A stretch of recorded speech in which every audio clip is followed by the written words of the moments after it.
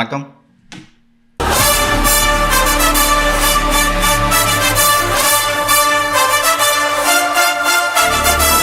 2026 தேர்தல் களம். தமிழ்நாட்டில் இருக்கக்கூடிய அனைத்து கட்சிகளுமே அதை நோக்கி தான் பயணிச்சுட்டு வராங்க.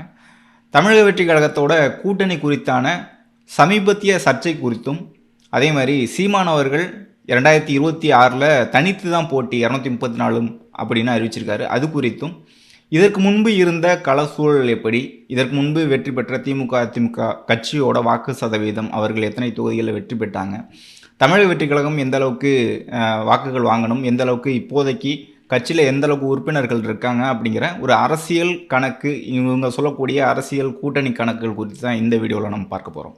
குறிப்பிட்டு இப்போது சீமான் அவர்கள் அறிவித்தது குறித்து தொடங்கிடுவோம். 2016 தேர்தல் காலம் தொட்டு சீமான் அவர்கள் தனித்து தான் போட்டிட்டு வர்றாரு. நாம் தமிழர் கட்சி தனித்து தான் போட்டிட்டு வருது.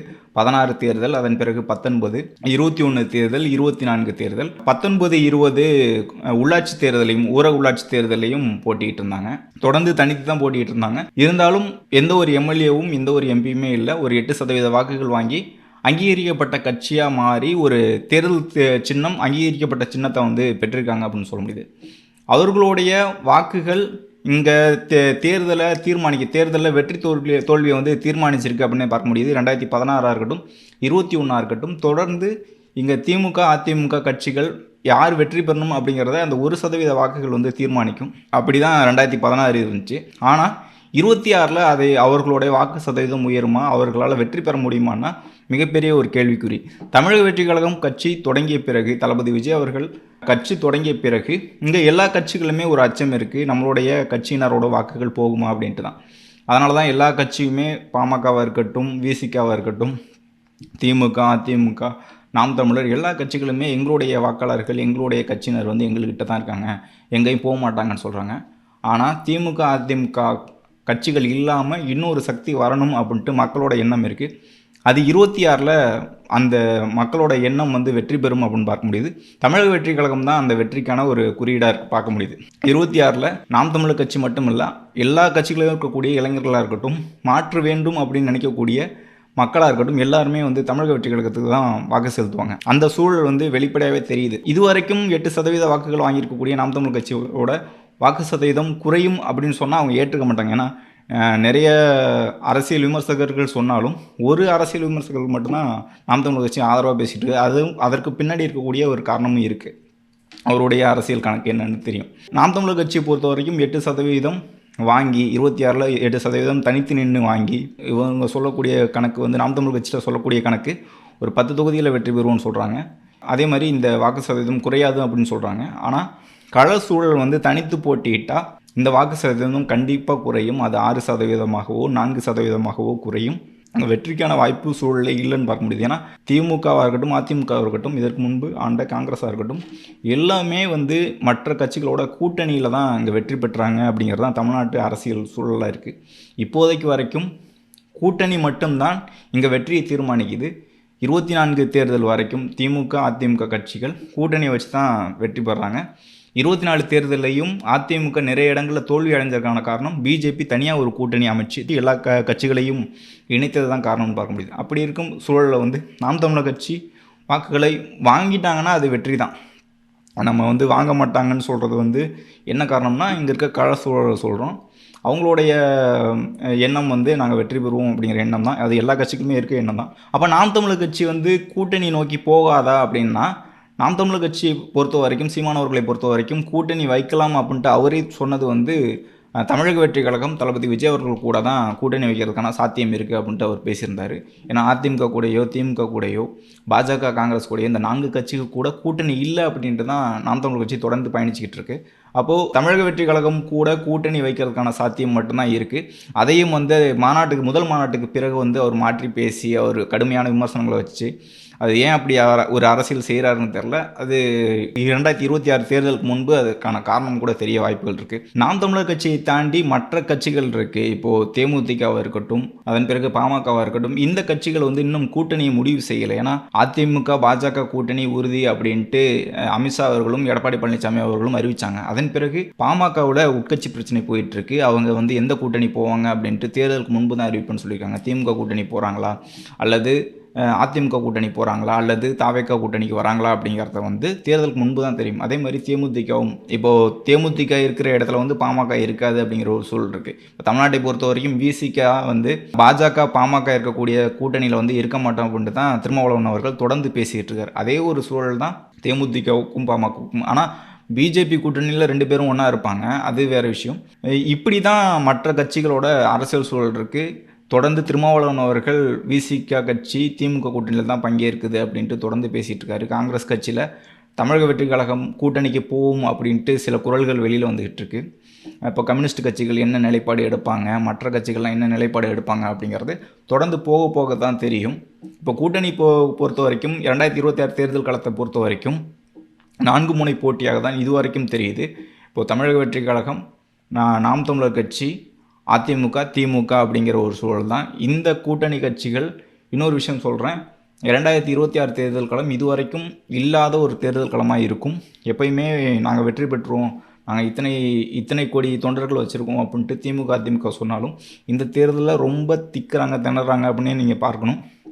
என்ன காரணம்னா, தமிழக வெற்றி கழகத்தோட வருகை, இந்த கட்சி என்ன செய்ய போகுது அப்படின்னே திக்கு தெரியாமல் திணறிக்கிட்டு இருக்காங்க அப்படின்னு நம்ம பார்க்கணும். அந்தளவுக்கு ஒரு அச்சத்தில் இருக்காங்க மற்ற கட்சிகள். கூட்டணி குறித்தும் பெரிய அளவில் கூட்டணியை உருவாக்கணும் அப்படிங்கிற ஒரு நிர்பந்தத்தில் இருக்காங்க. ஏன்னா 1 கோடி தொண்டர்களை வந்து தமிழக வெற்றி கழக உறுப்பினர்களாக சேர்த்தாச்சு. இப்போ இதற்கு முன்பு வந்து 90 லட்சம்னு சொல்லியிருந்தாங்க. அதன் பிறகு இப்போ 1 கோடியை தாண்டி விட்டதாக தகவல்கள் வந்துக்கிட்டு இருக்கு. அப்போது 2 கோடி இலக்கை நோக்கி தமிழக வெற்றி கழகம் பயணிச்சுக்கிட்டு இருக்கு. திமுக சும்மா சொன்னாலும் எங்ககிட்ட தொண்டர்கள் இருக்குன்னு சொன்னாங்கன்னா அந்தளவுக்கு இல்லை. ஆனால் உண்மையாகவே வாக்காளர் அடையாள அட்டையை வச்சு இங்கே வந்து அடையாளங்கள்லாம் வந்து பார்த்த பிறகு தான் இங்கே தொண்டர்களை வந்து கட்சியில் வந்து இணைக்கிறோம். அப்போது 1 கோடி தொண்டர்களை தாண்டியாச்சு. இதற்கு முன்பு இருந்த அரசியல் சூழல் என்ன, எவ்வளோ வாக்குகள் வாங்கினா வெற்றி பெற முடியும் அப்படிங்கிறத கணக்குகள் புள்ளி விவரங்கள்லாம் பார்த்து கூட நான் சொல்கிறேன். நான் இப்போது 234 தொகுதிகளில் 117 தொகுதிகள் வெற்றி பெறணும். 2016லேருந்து பார்த்தோம்னா 74% வாக்குகள் வந்து பதிவானது 2016. அதன் பிறகு 19 தேர்தலில் மக்கள் வாக்கு செலுத்தினது வந்து 72% தான். மொத்த வாக்காளர்களில் 72% தான் வாக்கு செலுத்தினாங்க. அதன் பிறகு 73. 2024 தேர்தலில் வந்து 70% குறைஞ்சிருக்குன்னு பார்க்க முடியுது. இதற்கு முன்பு இருந்த வாக்கு செலுத்தியதை விட குறைஞ்சிக்கிட்டே வருது அப்படிங்கிறத பார்க்க முடியுது. இதில் முக்கியமாக தொடக்கத்திலே ஒரு விஷயம் சொல்கிறேன். எப்பயுமே 70% இருக்கக்கூடிய வாக்கு செலுத்தக்கூடிய வாக்காளர்களோட எண்ணிக்கை 2026 80 தாண்டணும். அது வந்து மிக முக்கியமான ஒரு விஷயமாக பார்க்குறேன். தமிழக வெற்றி கழகத்துக்கு வெற்றிக்கான மிக முக்கியமான ஒரு விஷயம் வந்து 10லேருந்து 15% இதுவரைக்கும் வாக்கு செலுத்தாத மக்கள், வாக்காளர் அடையாள அட்டையை வச்சுக்கிட்டு இத்தனை வருஷமாக 30% மக்கள் வாக்கு செலுத்தாமல் இருக்காங்கல்ல, அந்த 30%ல் ஒரு 10% வந்து தமிழக வெற்றி கழகத்துக்கு வாக்கு செலுத்த வைக்கணும். இந்த 70 அது பிரித்து அந்த கணக்கு வந்து வேறு. வாக்கே செலுத்தாதவர்கள் வந்து தமிழக வெற்றி கழகத்துக்கு வாக்கு செலுத்த வைக்கணும். அவர்களை வந்து வாக்குச்சாவடியை நோக்கி நம்ம இழுக்கணும் அப்படிங்கிறத தொடக்கத்தில் சொல்லிடுறேன். இப்படி 74, 72, 73, 70 அப்படின்ட்டு தொடர்ந்து குறைஞ்சிக்கிட்டே வருது.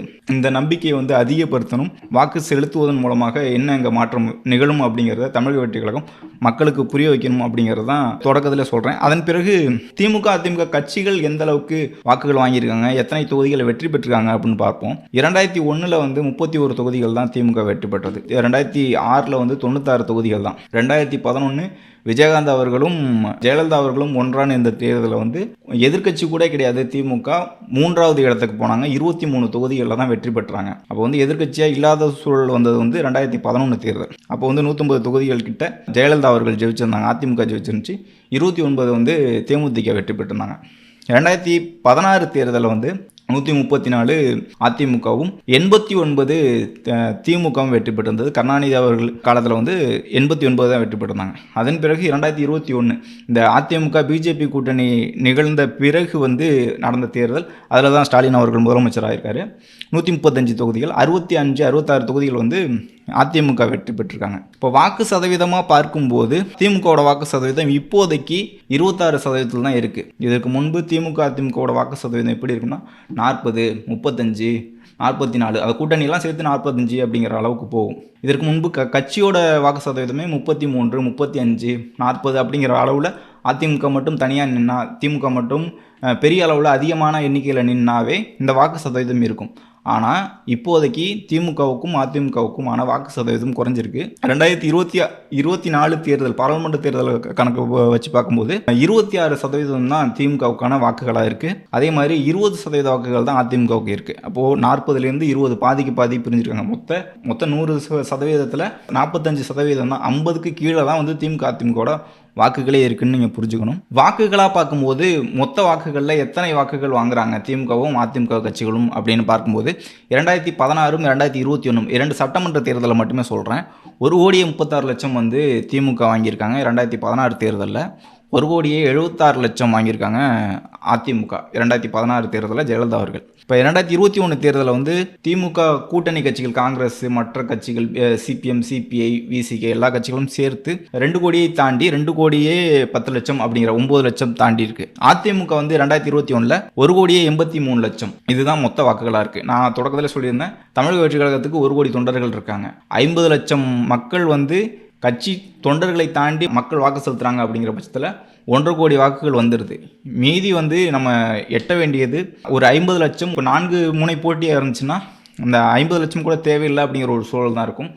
1.5 கோடி வாக்குகளை தாண்டிட்டாவே, 2 கோடி வாக்குகளை தொட்டுட்டாவே நம்ம தான் ஆளுங்கட்சி அப்படிங்கிறத புரிஞ்சுக்குங்க. நாம் இப்படி சொல்லும்போது சில பத்திரிகையாளர்கள், சில அரசியல்வாதிகள்லாம் வந்து எப்படி சாத்தியம், எப்படி நிகழும் அப்படின்ட்டு அவங்க கேள்வி கேட்கும்போது, எப்பயுமே தேர்தல் வெற்றிங்கிறது நம்ம நினைத்த மாதிரி இருக்காது. ஒரு குறிப்பிட்ட அளவுக்கு வெற்றி பெறுவோம்னு நினச்சோம். ஒரு 90 சீட்டு, 110 சீட்டு, 120 சீட்டு அப்படின்னு எண்ணிக்கையில் வச்சுருந்தோம்னா அதை தாண்டி மக்கள் வந்து வெற்றி பெற வச்சுருக்காங்க அப்படின்னே பார்க்க முடியுது. 2 தேர்தல்களில் சொல்கிறேன், 2 பாராளுமன்ற தேர்தலில் வந்து திமுகவும் அதிமுகவும் 0 வாங்கியிருக்காங்கல்ல. 2014 வந்து திமுக 0, 2024 அதிமுக 0. இப்போ இந்த மாற்றம் எப்படி வருது? 37 ஜெயிச்சாங்க 2014 தேர்தலில் ஜெயலலிதா அவர்கள், 39 ஜெயிக்கிறாங்க திமுக இந்த தேர்தலில். அப்போ வந்து 0 வாங்கின கட்சி, 10 ஆண்டுகளுக்கு முன்பு 0வில் இருந்த கட்சி 39 வாங்குது. 10 ஆண்டுகளுக்கு முன்பு 37 வச்சுருந்த கட்சி இப்போ 0 வாங்குது.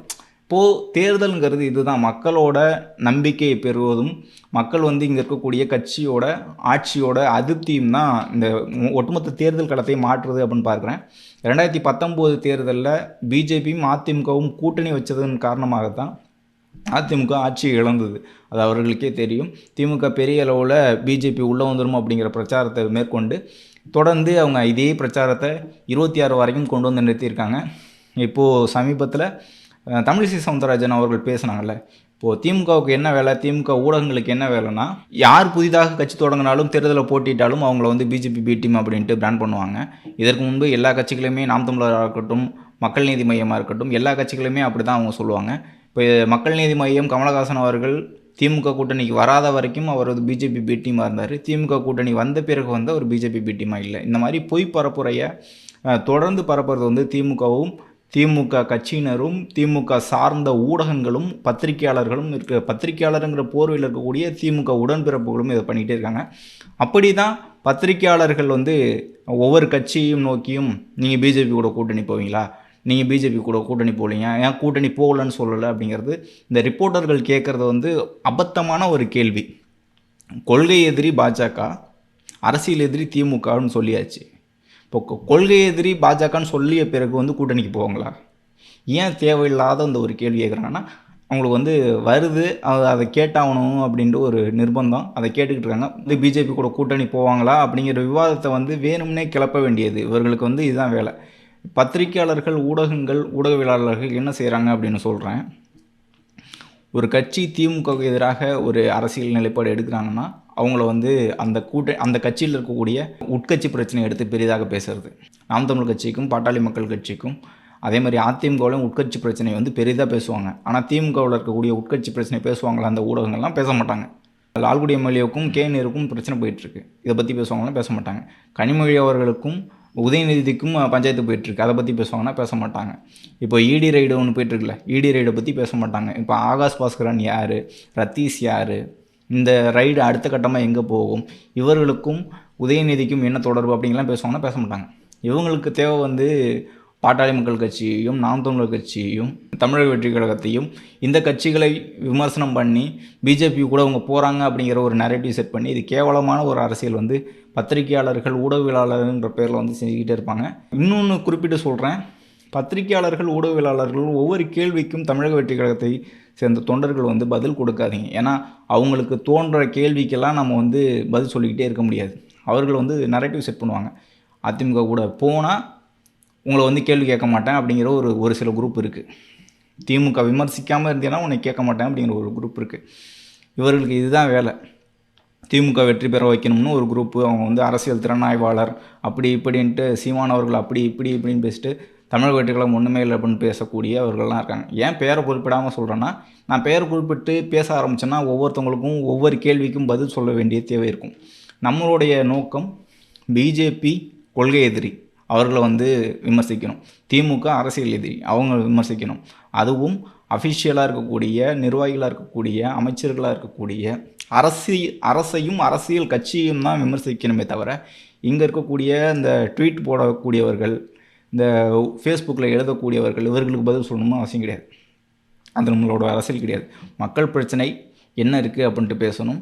அரசு செய்யாத அரசை நோக்கி கேள்வி கேட்கணுமே தவிர இங்கே இருக்கக்கூடிய ஒவ்வொருத்தவருக்கும் நம்ம பதில் கொடுத்துக்கிட்டு இருந்தோம்னா அது அரசியலே செய்ய முடியாது. இன்னொரு விஷயம் நல்லா புரிஞ்சு வச்சுக்கோங்க, எப்பயுமே தேர்தல் களத்தில் தேர்தல் அரசியலில் ஒரு கட்சி கேள்வியை முன்வைத்து நகர்ந்துக்கிட்டே இருக்கணும். பதில் கொடுக்க ஆரம்பித்தா அவங்க எல்லா கேள்வியும் கேட்பாங்க.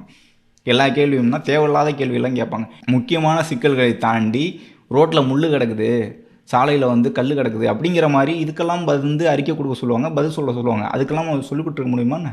அப்போது தேவையானவர்கள் யாரெல்லாம் வந்து அதிகாரத்தில் இருக்காங்களோ, யாரெல்லாம் வந்து அஃபிஷியலாக இருக்காங்களோ அவங்களுக்கு மட்டும்தான் பதில் சொல்லணும். இந்த பத்திரிகையாளர்கள் ஊடகவியலாளர்கள்ங்கிற பெயரில் வந்து இங்கே நரேட்டிவ் செட் பண்ணுவாங்கள்ல, அவங்களுக்கெல்லாம் பதில் சொல்லிக்கிட்டு இருக்காதீங்க. அது நேர விரயம். அது அரசியலை தமிழக வெற்றி கழகத்தோட கொள்கையை கொண்டு போய் சேர்க்கறதுல நேரத்தை வந்து கட்டுப்படுத்தும். அதே மாதிரி உண்மையான அரசியலை, மக்கள் அரசியலை தாண்டி இவங்க சொல்லக்கூடிய ஒரு சில அபத்தமான கேள்விகள், ஒரு சில கேவலமான விமர்சனங்களுக்கு பதில் கொடுத்து நேரத்தை வீணடிக்காதீங்க அப்படின்னு சொல்லிக்கிறேன். இப்போது இன்னொரு விஷயம் புரிஞ்சுக்கங்க, நிறைய பத்திரிகையாளர்கள் ஆதரவாக பேசுகிற மாதிரி பேசிட்டு இறுதியில் கடைசியில் திமுகவுக்கு தான் வாக்கு சதவீதம் அதிகமாக இருக்குது, பாஜக அதிமுக கூட்டணி தான் வெற்றி பெறும் அப்படின்ட்டு நரேட்டிவ் செட் பண்ணுறதுக்கான ஆட்கள் இருக்காங்க. அவங்கள நம்பாதீங்க.